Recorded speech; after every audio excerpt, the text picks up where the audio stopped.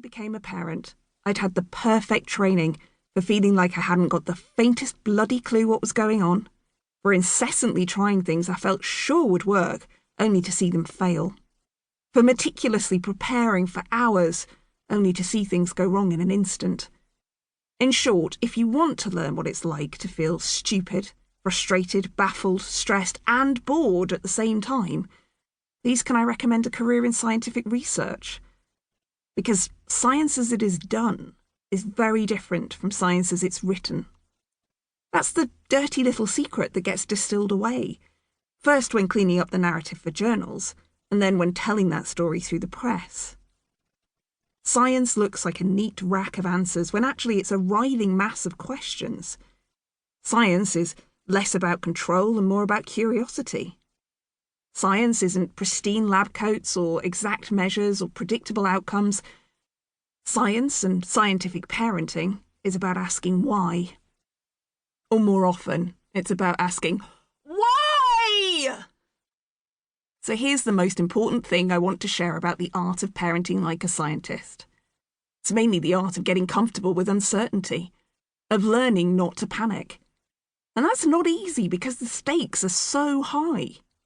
What we want is to be certain that we're doing the right thing by this tiny, dependent creature, or this gangling, awkward creature, depending on the stage you've reached. But parenting is all about uncertainty. You're learning as you go.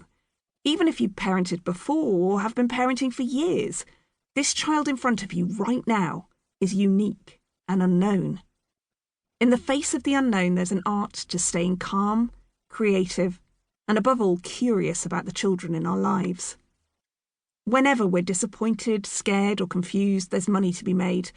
Parenting manuals are clutched like life belts. NCT WhatsApp groups light up with, is anyone else's baby grinding their gums or banging their heads or eating pebbles? The first few months can become a frenetic charting exercise of sleep and feeding intervals, wonder weeks, regressions and milestones. There is a sense that out there, somewhere, there's a key to it all. A routine or a trick or a secret that will elevate you to being a good parent of a perfect little baby. Here's something you need to know.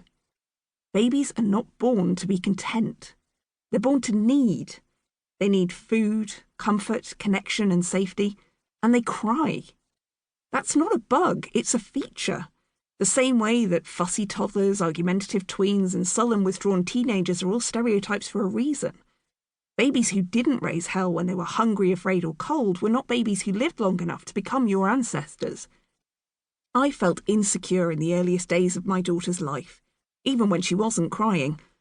I once ran into the nearest clothes shop to try to find a fleece all-in-one for my 3-week-old because a total stranger commented that it looked like she had a cold neck. In retrospect, I realised it was a warm spring day. She was under a blanket and, oh yes, we were inside a cafe at the time. But anxious parents are phenomenally vulnerable.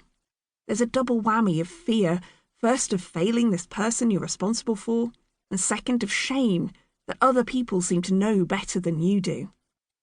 Faced with broken sleep, fussy eating, tantrums, bedwetting, withdrawal, risk-taking and rebellion, it's easy to feel like a failure, rather than seeing these things as the natural consequences of a child's brain in an adult-designed world.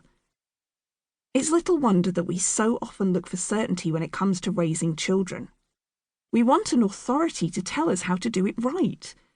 If there's an allegedly scientifically proven method, whether it involves controlled crying or self-control in the face of marshmallows, we can't be judged for doing it wrong, right? Science made us do it. Why all parenting manuals are wrong. There's a joke.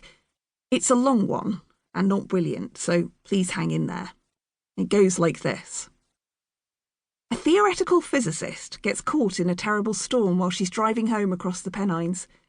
The roads become impassable, so she abandons her car and sets off on foot towards a farmhouse she can see in the distance.